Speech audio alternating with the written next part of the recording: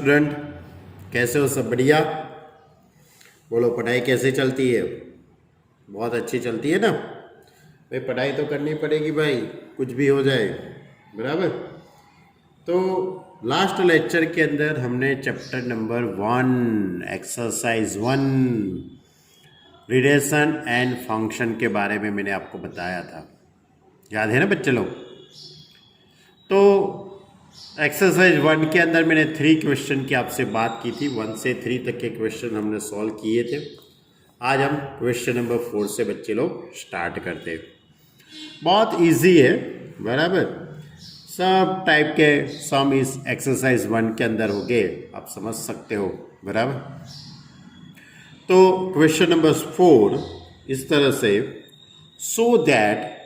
so that the function f from R to x belongs to R such that -1 less than x less than 1 defined by fx is equal to x upon 1 plus mod of x belongs to R is 1 1 and onto function।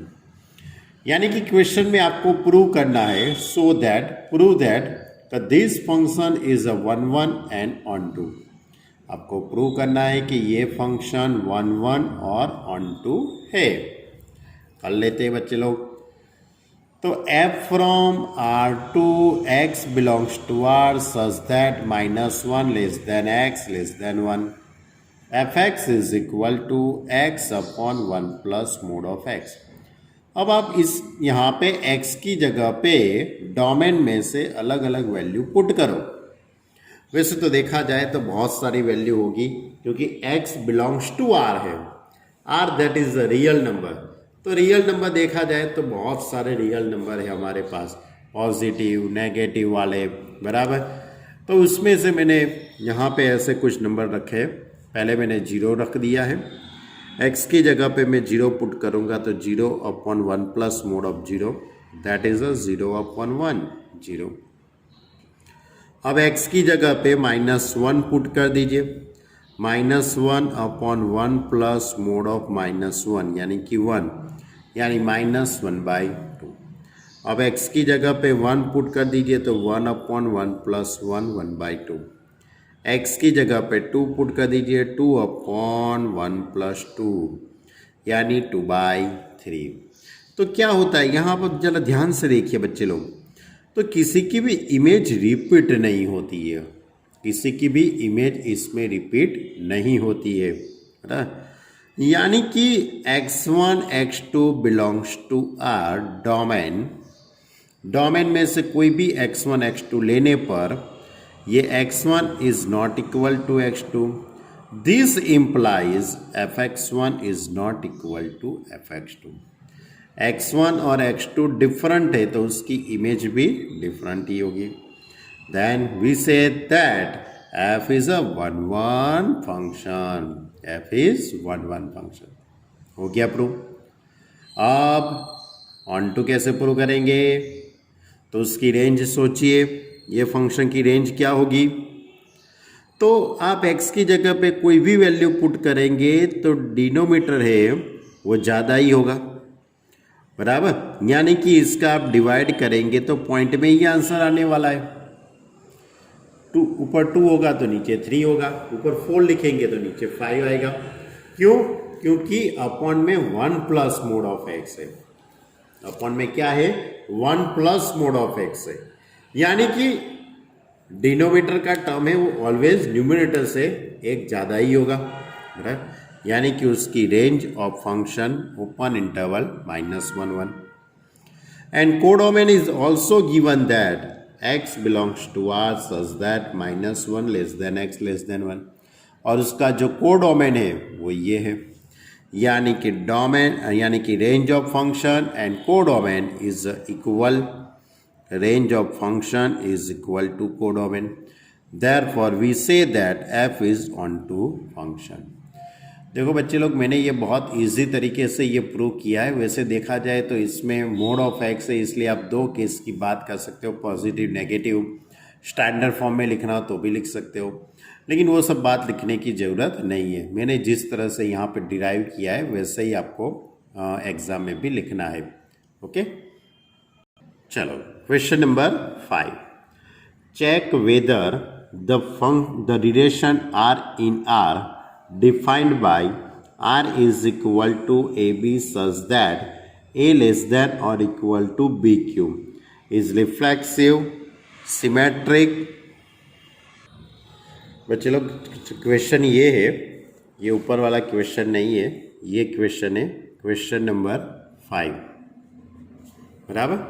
Question number 5 इस तरीके से है, बराबर, कि so that, question number 5 इस तरह से है, so that the function f from R to R, function f from R to R is given by fx is equal to x cube, fx is equal to x cube is injective. ये function को आपको injective function prove करना है। fx is equal to x cube को injective, injective function किसको कहते हैं? जब वो फंक्शन 1 1 और ऑन टू होता है, जो फंक्शन 1 1 और ऑन टू होता है उसको हम कौन सा फंक्शन कहते हैं? इंजेक्टिव फंक्शन कहते हैं।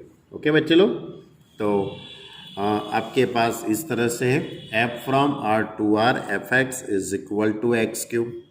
आप x की जगह पे अलग अलग वैल्यू पुट कर दीजिए, क्योंकि डोमेन R है, बहुत सारे नंबर हो गए। तो पहले मैं 0 पुट करता हूँ बच्चे लोग, तो 0 का क्यूब 0 ही होगा। 1 पुट करूँगा तो 1 का क्यूब 1 हो जाएगा। 2 पुट करूँगा तो 2 cube is equal to 8। 3 put करूँगा तो 3 क्यूब इज इक्वल टू 27।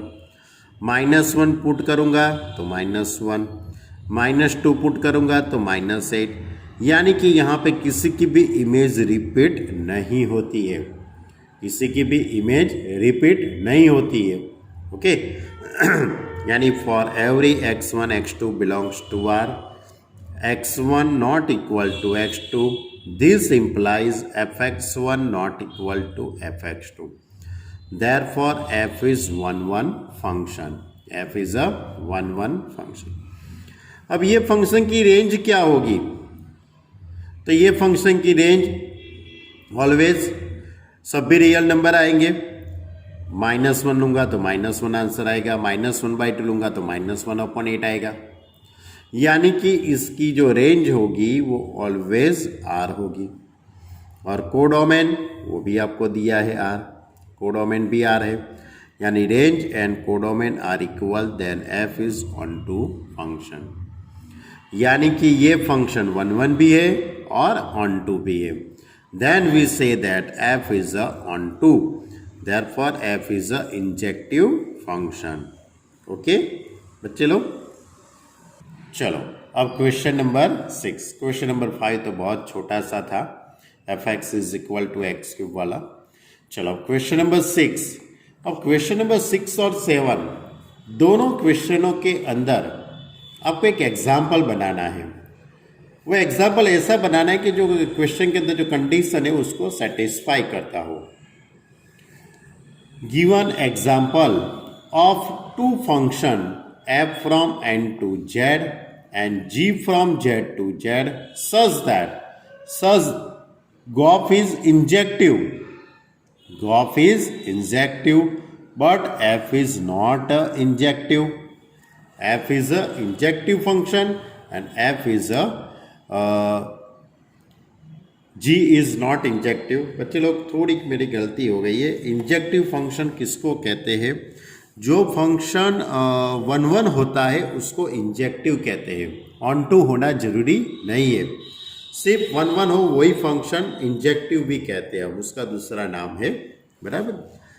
तो आगे के क्वेश्चन के अंदर आपको यहाँ पे क्वेश्चन नंबर जो 5 मैंने अभी सॉल्व किया उसके अंदर सिर्फ आपको 1 1 ही बताना था, ये ऑन टू वाला नहीं बताएंगे तो चलेगा।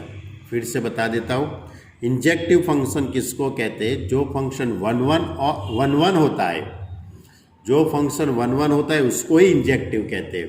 1 1 और ऑन टू होता है उसको तो बाइजेक्टिव फंक्शन कहते थे। ओके बराबर, गलती हो गई बच्चे लोग, सॉरी स्टूडेंट, है ना। तो आपको यहाँ पे ये क्वेश्चन नंबर 6 के अंदर क्या करना है, कोई एक एग्जाम्पल आपको बनाना है। वो एग्जाम्पल ऐसा होना चाहिए कि इसका कॉम्पोजिशन फंक्शन करने से गॉफ इज अ 1 1 होना चाहिए और G11 नहीं होना चाहिए, ऐसा है। तो f from n to z f x is equal to x, ये मैंने ले लिया एक फंक्शन। और दूसरा फंक्शन है g from z to z g x is equal to mod of x. देखो बच्चे लोग, आप टेक्स्ट बुक में देखिए तो क्वेश्चन के अंदर ये लिखा हुआ है, लेकिन आपको एग्ज़ाम के अंदर ये चीज़ लिख के नहीं देंगे। एग्ज़ाम में तो इतना ही लिख के देंगे, बराबर। तो आपको ये याद रखना पड़ेगा, या तो आप अपनी तरफ से भी सोच सकते हो कि ऐसा कौन सा फंक्शन है कि जिसका कंपोजिशन करने से गॉफ वो 1 1 होना चाहिए और G11 नहीं होना चाहिए। तो वैसे तो याद हो जाए, ऐसा ही है, f from n to z f x is equal to x and g from z to z g x is equal to mod of x. अब इन दोनों का composition g of from n to z हो जाएगा, g of x is equal to g f x और f x is equal to x, यानी g of x हो जाएगा, g of x is equal to mod of x। तो gof x is equal to mod of x। अब आप यहाँ पे x की जगह पे अलग अलग वैल्यू पुट करके देख लीजिए, किसमें से, डोमेन में से। डोमेन क्या है, n है, तो गॉफ वन यानी मोड ऑफ वन का आंसर 1 आएगा। गॉफ 2 मोड ऑफ टू का आंसर 2 आएगा। 3 पुट करो तो mod of 3 is equal to 3। ऐसे आप 4 5 6 ऐसे इसमें पुट कर सकते हो। तो यहाँ पे किसी की भी इमेज रिपीट नहीं होती है, किसी की भी इमेज रिपीट नहीं होती है। x1 x2 belongs to n, x1 not equal to x2, this implies gof x1 is not equal to gof x2। x1 not equal to x2, this implies goph x1 is not equal to goph x2. Therefore, goph is a 1 1 function. Gauff is 1 1 function और उसका दूसरा नाम क्या लिखना है, injective, बराबर। Gauff is 1 1 function यानी कि गॉफ इज इंजेक्टिव फंक्शन। अब जी फंक्शन की बात करते हैं, तो g from z to z g x is equal to mod of x. हम इसमें x की जगह पे अलग अलग वैल्यू यहाँ से हम पुट करते हैं डोमेन में से। तो पहले 0 पुट करता हूँ तो 0 का मोड 0 ही आएगा। -1 पुट करूँगा तो -1 का मोड +1 आएगा। -2 पुट करूँगा तो -2 का मोड 2 आएगा। 1 पुट करेंगे तो 1, 2 पुट करेंगे तो 2। यानी कि इसके ऊपर से कह सकते हैं कि यहाँ पे इमेज रिपीट होती है। देखो 2 के लिए भी 2 आंसर आता है, -2 के लिए भी 2 आंसर आता है, -1 के लिए भी 1 आंसर आता है, 1 के लिए भी 1 आंसर आता है। यानी कि यहाँ पे इमेज क्या होती है, रिपीट होती है। यानी G is not a 1 1 function, G 1 1 function नहीं है, बराबर।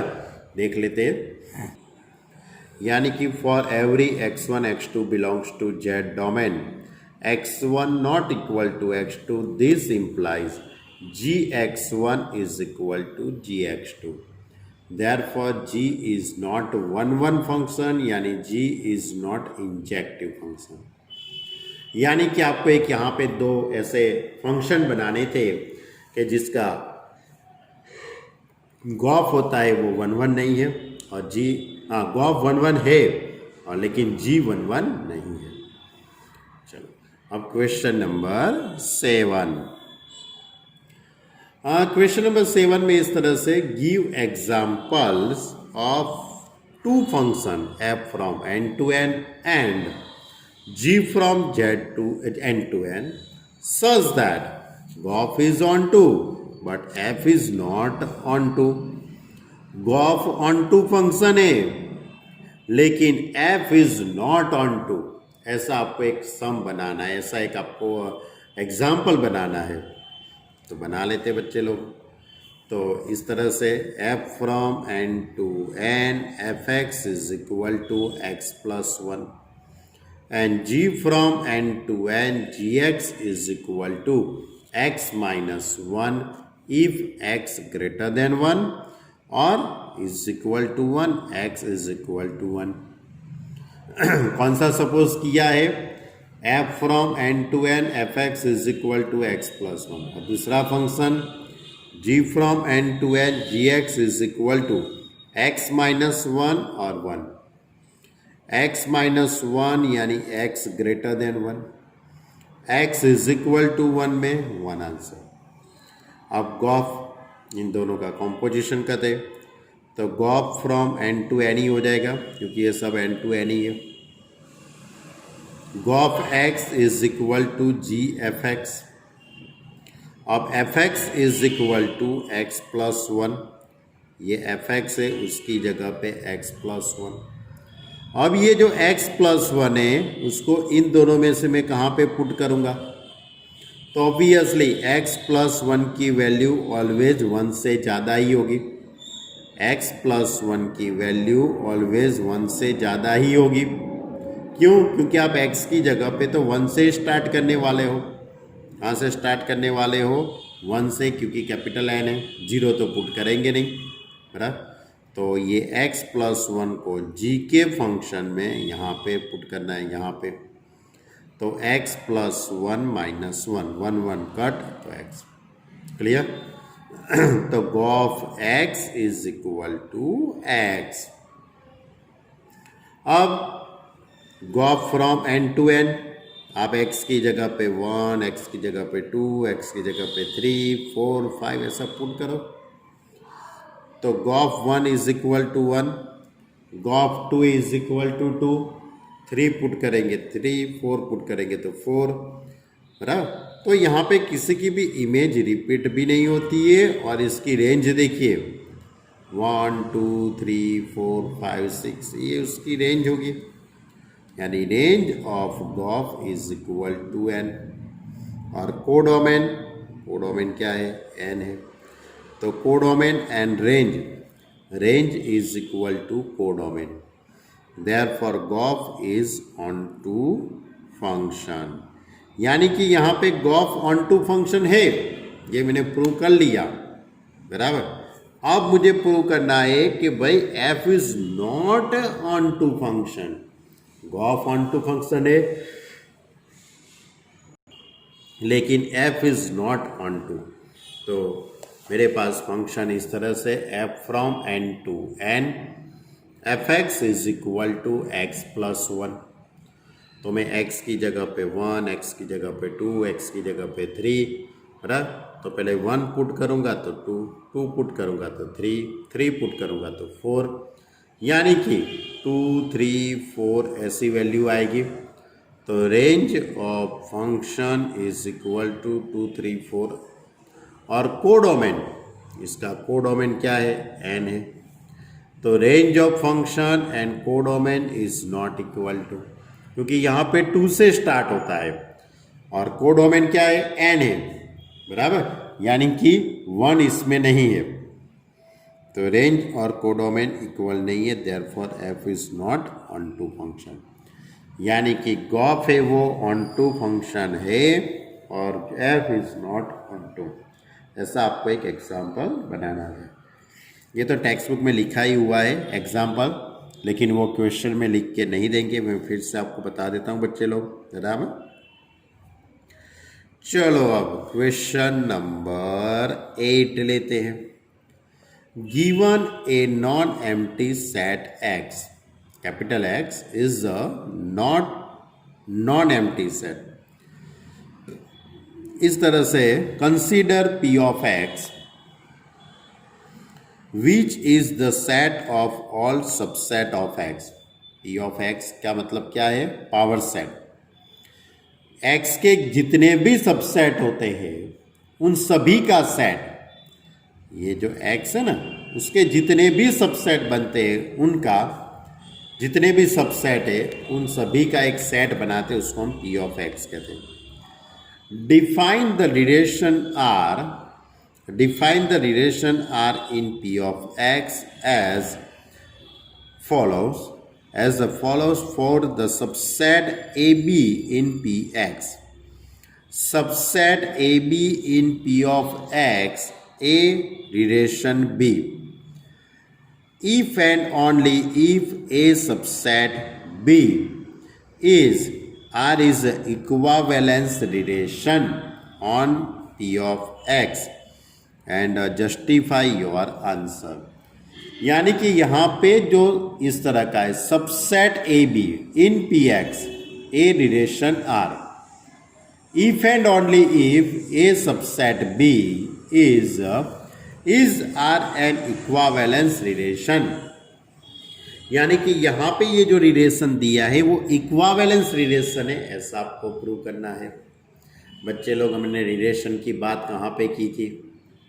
एक्सरसाइज 1.1 में की थी, याद है ना? एक्सरसाइज 1.1 याद करो, बहुत बहुत बहुत पहले की बात है बच्चे लोग। तो एक्सरसाइज 1 के अंदर हमने रिफ्लेक्सिव रिलेशन, सिमेट्रिक रिलेशन और ट्रांजिस्टिव रिलेशन, ये 3 रिलेशन जब सेटिस्फाई होते तब वो रिलेशन को हम इक्विवेलेंस रिलेशन कहते हैं। ओके, तो here A relation B, A subset B. Suppose A belongs to X, A belongs to X. कौन सा रिलेशन है? सबसेट का। सबसेट तो मालूम है ना बच्चे लोग, सबसेट किसको कहते हैं? वो स्टैंडर्ड 11 के अंदर आप पढ़े हुए हो। A इज इक्वल टू 1 2 3 और B के अंदर 1 2 3 4 5 6 है। तो A के एलिमेंट सेट A के सभी एलिमेंट सेट B में होने चाहिए, इसको हम सबसेट कहते हैं। तो वी नो दैट कोई भी सेट होता है वो खुद का तो सबसेट होता ही है। ए इज इक्वल टू 1 2 3, दूसरी बार भी ए इज इक्वल टू 1 2 3 लिखूँ तो क्या होगा? A is subset of a, it is always true, therefore this relation it is always possible, यानी ए रिलेशन ए का ए के साथ रिलेशन बनता है। Therefore, R is a reflexive relation, यानी ये रिलेशन रिफ्लेक्सिव रिलेशन है। चलो अब सिमेट्रिक की बात करते हैं। Let A belongs to X, B belongs to X, A relation B. This implies A subset B. A subset B हो तो B subset A हम कह सकते हैं? कभी नहीं कर सकते हैं, बराबर? तो ये सभी सेट के लिए ऐसा पॉसिबल नहीं होता है कि भाई ए सबसेट बी हो तो बी सबसेट हो, ऐसा पॉसिबल नहीं है। It not subset, therefore B relation A is not possible, therefore this relation is not a symmetric relation, यानी आर इज अ रिफ्लेक्सिव है लेकिन सिमेट्रिक नहीं है। अब ट्रांजिस्टिविटी की बात करते हैं। Let A, B, C belongs to X, A relation B, A subset B, B relation C, therefore B subset C, A subset B, B subset C, तो A subset C हम कह सकते हैं, क्या कह सकते हैं हम? A subset B हम A subset C ऐसा हम कह सकते हैं, है ना? Therefore A का C के साथ रिलेशन है, यानी R is a transitive relation, यानी कि ये रिलेशन रिफ्लेक्सिव हुआ, ट्रांजिस्टिविटी भी होता है लेकिन सिमेट्रिक नहीं है, बराबर? ये रिलेशन सिमेट्रिक नहीं है। Therefore we say that this relation is not equivalence relation. Clear? यानी कि R is a not equivalence relation. चलो अब question number 9, given a non empty set X, consider the binary operation. ये पाछा question कौन सा आ गया? ये बाइनरी ऑपरेशन का सम आ गया, स्टार वाले सम आ गए भाई। Star from P of X cross P of X to P of X, P of x cross P of x to P of x given by A star B is equal to A intersection B. किसका relation है? Intersection का. For every A b in P of x, where P of x is the power set of x, so that आपको prove करना है x is the identity element for this operation and x is the only invertible element in P of x with respect to the operation star. बहुत बड़ा question है लेकिन बात बहुत छोटी है. सिर्फ उसने लिखा है बहुत बड़ा बड़ा, लेकिन बात बहुत छोटी है. यहाँ पे जो ऑपरेशन है, ये यहाँ पे जो ऑपरेशन दिया है ए स्टार बी, बराबर, तो a star b is equal to a intersection B. Intersection का रिलेशन है. तो बच्चे लोग आपको क्या करना है इसमें, तो आपका जो ये ऑपरेशन है कहाँ पे है? P ऑफ एक्स में. P ऑफ एक्स यानी पावर सेट, वो तो मालूम ही है ना आपको. मैं आपको एक बार बता देता हूँ भाई P ऑफ एक्स के बारे में, वरना आप लोग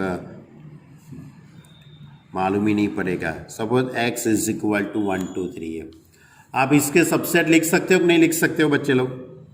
इसके सबसेट में क्या आएगा? नल सेट 1 2 3, उसके बाद 1 2, उसके बाद 1 3, उसके बाद 2 3, और वो खुद आएगा 1 2 3.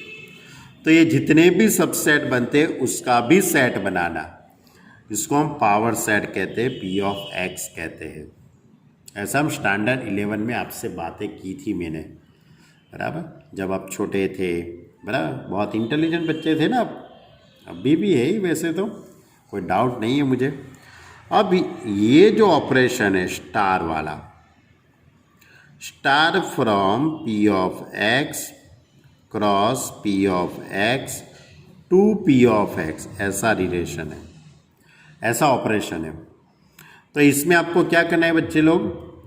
ऑपरेशन कौन सा है? A star b is equal to a intersection b. A star b is equal to a intersection b. A intersection b, और ए और बी किस में से लेने का है? P ऑफ x में से. तो आपको ये बताना है कि इंटरसेक्शन में आइडेंटिटी एलिमेंट मिलता है, बराबर. आइडेंटिटी एलिमेंट पॉसिबल है, और उसका जो इन्वर्स निकालना है वो सिर्फ एक x का ही इन्वर्स मिलता है, बाकी सभी एलिमेंट के नहीं मिलते हैं. तो a star e is equal to a. क्यों? E is a identity element. तो पहले तो हम लिखेंगे सपोज स्मॉल ई, बराबर. आपको कैपिटल लेटर का भी यूज़ कर सकते हो, स्मॉल लेटर का भी यूज़ कर सकते हो. A star b is equal to a intersection b. Let suppose small e is the identity element. A star e is equal to a, therefore a intersection e is equal to a. अब ये condition को satisfy कर सके ऐसा कौन सा लेना है? कैपिटल एक्स ही ले सकते हो. Then a intersection x is equal to a ही होगा. क्यों ऐसा मैंने बताया आपको? तो अब यूनिवर्सल सेट के बारे में मालूम है? Universal set, suppose universal set के अंदर 1 2 3 4 5 6 7 बहुत सारे एलिमेंट है, और सेट ए के अंदर सपोज मेरे पास 2 3 5 है. आप ए इंटरसेक्शन यू करेंगे, बराबर, ए इंटरसेक्शन यू. तो इसका आंसर क्या आएगा बच्चे लोग? ए का यू के साथ आप इंटरसेक्शन करेंगे तो आपका आंसर कौन सा आने वाला है? ए ही आने वाला है. दोनों में जो कॉमन होते हैं वही लिखने होते हैं ना इंटरसेक्शन में. तो ये यू क्या हुआ? Universal set. आप कोई भी इसमें से सेट बनो, सपोज मैं बी इज इक्वल टू इसके पर अकॉर्डिंग 1 6 लेता हूँ. अब मैं A intersection B intersection U करता हूँ, तो बी इंटरसेक्शन यू करूंगा तो भी बी आंसर आने वाला है। यानी कि यूनिवर्सल सेट का किसी भी सेट के साथ इंटरसेक्शन करते तो वही का वही आंसर आता है, बराबर। तो इसी तरह हमारे पास यहाँ पे यूनिवर्सल सेट नहीं है, हमारे पास यूनिवर्सल सेट की जगह पे कैपिटल एक्स है। कौन सा सेट है? Capital x. यानी कि ये ऑपरेशन में मैं ए इंटरसेक्शन एक्स करूँगा तो ए ही आएगा। क्यों? एक्स इज एक टाइप का यूनिवर्सल सेट है, बराबर, इसलिए। Therefore, we say that this binary operation has identity element x. Therefore, this binary operation has identity element capital X. अब मैं इन्वर्स की बात करता हूँ बच्चे लोग। तो इन्वर्स में क्या था? Now the set B is an inverse element of A. Suppose capital B is an inverse element of A. Therefore, A star B is equal to E. A intersection B is equal to E. लिख सकते हैं ना। अब E is equal to तो X है, तो मैंने E की जगह पे X पुट कर दिया। तो A intersection B is equal to X। और दो सेट का इंटरसेक्शन X कब आ सकता है? ऑब्वियसली X होगा तभी होगा ना। कोई भी आप सेट लो, कोई भी दो सेट है, A intersection B is equal to X, तो आप A और B की जगह पे क्या पुट कर सकते हो? तो ऑब्वियसली है कि A is equal to B is equal to X put करूँगा तभी पॉसिबल होगा, तभी तो X intersection X is equal to X होगा। यानी कि X inverse is equal to X। यानी B क्या था? इनवर्स था। B क्या था? इनवर्स था। किसका? A का। लेकिन A B और is equal to X। Therefore X inverse is equal to X। यानी कि यहाँ पे लिखा गया था, प्रूव करने का था, X is the only invertible element in P of X। Only capital X का ही हम इन्वर्स निकाल सकते हैं, बाकी कोई सेट का नहीं निकाल सकते हैं। ओके बच्चे लोग, तो ये था हमारा क्वेश्चन नंबर 9। बहुत बढ़िया था क्वेश्चन। वैसे तो बच्चे लोग मैं आपको बता दूं, ये क्वेश्चन नंबर 9 है ना, क्वेश्चन नंबर 9 वो 2 मार्क में भी पूछा जा सकता है, 1 मार्क के MCQ में भी होता है, ऑब्जेक्टिव टाइप के क्वेश्चन में भी होता है। उसमें सिर्फ आपको आंसर ही लिखना होता है, भाई इंटरसेक्शन का आइडेंटिटी एलिमेंट X होता है, जिसके ऊपर डिफाइंड होता है वो। यहाँ पे P ऑफ X पे डिफाइंड है तो X आता है, बराबर, और उसका ही हम इन्वर्स निकाल सकते हैं। चलो एक छोटा सा 1 मार्क का क्वेश्चन है, question number 10। Find the number of all onto function from the set 1 2 3 to itself। यानी कि आपके पास एक सेट है, set A is equal to 1 2 3 up to n। तो F from A to A पर का, F from A to A पर का, F from A to A, उसके कितने ऑन टू फंक्शन मिल सकते हैं? How many onto number, how many onto function, F from A to A पर के कितने ऑन टू फंक्शन मिल सकते हैं? तो बच्चे लोग n फैक्टोरियल, कितना? n फैक्टोरियल जितने मिल सकते हैं। माना कि आपके पास A इज इक्वल टू 1 से 10 तक के नंबर है, ज़्यादा नहीं है। सपोज कोई सेट A है, उसके अंदर set A is equal to 1 2 3 4 5 है, ज़्यादा नहीं है। अब आपको बताना है कि भाई F from A to A पर के ऑन टू फंक्शन कितने होते हैं, how many number of onto function? तो 5 है, तो 5 फैक्टोरियल। 5 फैक्टोरियल तो कैसे निकालते हैं वो आपको मालूम है, 5 इंटू 4 इंटू 3 इंटू 2 इंटू 1, यानी कि इसका मल्टीप्लाई करेंगे तो 120, तो ये ऑन टू फंक्शन है। क्लियर? तो ये आपको याद रखना है, ये ऑब्जेक्टिव में पूछा जा सकता है, MCQ के अंदर होता है, बराबर। चलो क्वेश्चन नंबर 11। ये भी बहुत इजी है। Let S is equal to A B C and capital T is equal to 1 2 3। Find F inverse of the following function capital F from S to T if it exists. यदि F inverse possible है तो आपको proof निकालना है। अब बच्चे लोग F inverse कैसे निकालते हैं? कोई भी फंक्शन का इनवर्स कब मिलता है? जब वो फंक्शन 1 1 और ऑन 2 होता है तब। जब कोई फंक्शन 1 1 और ऑन 2 होता है तभी तो उसका इनवर्स मिलता है आपको। तो यहाँ पे पहला जो क्वेश्चन है F is equal to A3 B2 and C1, यानी पहली ऑर्डर पेयर है, फर्स्ट ऑर्डर पेयर A3, यानी कि F A is equal to 3 लिख सकते हैं। ए का रिलेशन 3 के साथ है, बी का रिलेशन 2 के साथ है, यानी F B is equal to 2। C का रिलेशन 1 के साथ है, यानी F of C is equal to 1। तो आप देख सकते हो यहाँ किसी की भी इमेज रिपीट नहीं होती है, यानी कि x1 x2 belongs to S, x1 not equal to x2, this implies fx1 not equal to x2, therefore f is 1 1 function, f is 1 1 function। चलो अब इसकी रेंज निकालते हैं बच्चे लोग हम। तो इसकी रेंज क्या होगी? तो 1 2 3 1 2 3 इसकी रेंज होगी, यानी कि t, क्योंकि t इज 1 2 3 है ना, और कोडोमेन भी कितना है? कैपिटल T है, क्योंकि आपका फंक्शन कहाँ से कहाँ तक का है बच्चे लोग मालूम है ना?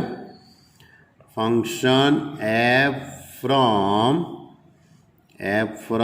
S टू T का फंक्शन है। कहाँ से कहाँ तक का फंक्शन है? S टू T पर का फंक्शन है, बराबर, यानी कि f इज 1 1 फंक्शन, और 1 1 भी हो गया और ऑन 2 भी हो गया, यानी कि R F is equal to T, codomain भी टी था तो रेंज और कोडोमेन इक्वल हो गई, यानी एफ इज ऑन 2 फंक्शन, यानी कि ये फंक्शन 1 1 भी है और ऑन 2 है, therefore f inverse is possible, यानी एफ इनवर्स पॉसिबल है। अब एफ इनवर्स कैसे निकालेंगे? तो f from S to t, तो F inverse t to s हो जाएगा। एफ इनवर्स कहाँ से कहाँ तक का हो जाएगा? T to S. F A is equal to 3, then F inverse 3 is equal to A. F B is equal to 2, तो F inverse 2 is equal to B. F C is equal to 1, तो F inverse 1 is equal to C. F inverse T from S, f inverse 3 is equal to A, f inverse 2 is equal to B, f inverse 1 is equal to C. Therefore, f inverse 3A, 2B, 1C. चलो अब दूसरा question, f is equal to A2, B1, C1। A का relation 2 के साथ है, यानी fa is equal to 2। B का relation 1 के साथ है, यानी F B is equal to 1। C का रिलेशन 1 के साथ है, तो F C is equal to 1। तो यहाँ पे क्या होती है? इमेज रिपीट हो गई भाई, इमेज रिपीट हो गई, यानी कि F is not a 1 1 function, यानी बी और सी डिफरेंट था, लेकिन उसकी image capital F B is equal to capital F C, बराबर। ये बी और सी कैसे थे? डिफरेंट है, लेकिन उसकी इमेज इक्वल है, therefore F is not 1 1 function, यानी कि 1 1 ही नहीं है, तो एफ इनवर्स तो मिलेगा ही नहीं, F inverse is not possible. वैसे भी ये फंक्शन ऑन टू फंक्शन भी नहीं है बच्चे लोग, ये फंक्शन ऑन टू फंक्शन भी नहीं है। आपको देखना हो तो देख सकते हो। इसकी रेंज क्या होगी? 1 2 आएगी इसकी रेंज, और कोडोमेन क्या है? 1 2 3 है, F from S to T, capital T के अंदर 1 2 3 है ना, यानी कि ये फंक्शन 1 1 भी नहीं है और ऑन टू भी नहीं है, इसलिए F inverse is not possible. Okay student, तो ये था हमारा क्वेश्चन नंबर 11। तो बच्चे लोग आज हम यहाँ तक बात रखते हैं। कितने क्वेश्चन हमने सॉल्व करवाए आपसे? 4 से स्टार्ट किया था बच्चे लोग, 4 5 6 7 8 9 10 और 11। और अरे बहुत कम हुए, कोई बात नहीं, 6 7 8 ही विषय हुए। 8 क्वेश्चन में से 2 तो छोटे छोटे थे, है ना। कोई बात नहीं बच्चे लोग, इतना अच्छी तरह से रीड कीजिए, इतना अच्छी तरह से समझिए। यदि कोई भी स्टूडेंट को इसमें कुछ भी मालूम नहीं पड़ता है तो आप मुझे बता सकते हो, बहुत इजी है। अब एक आध 2 लेक्चर के अंदर ये एक्सरसाइज तो वैसे नेक्स्ट लेक्चर में ही ख़त्म कर दूंगा, बराबर। उसके बाद एग्जाम्पल थोड़े चलाने हैं, बराबर, उसके बाद ये चैप्टर कंप्लीट होगा। मुझे मालूम है कि बच्चे लोग, आपको ये वीडियो देखने में मज़ा नहीं आती होगी क्योंकि चैप्टर ही ऐसा है, लेकिन मज़ा तो लानी ही पड़ेगी ना। बहुत इजी है चैप्टर, बहुत इजी है, लेकिन लिखना बहुत पड़ता है, बराबर। और लिखने के लिए पर्टिकुलर सेंटेंस के साथ लिखना पड़ता है, बराबर। ओके स्टूडेंट, तो अच्छी तरह से वीडियो देखा आप लोगों ने। फिर से वीडियो देखना, 2-3 बार वीडियो देखेंगे तुरंत आपको मालूम पड़ जाएगा, वरना तो मैं बैठा ही हूँ। आप मुझे बता सकते हैं सर ये नहीं मालूम पड़ता है, फिर से बताइए, तो फिर से समझाएंगे, बराबर। ओके स्टूडेंट, अपना ख्याल रखना, अपने परिवार का भी ख्याल रखना। Okay student, bye.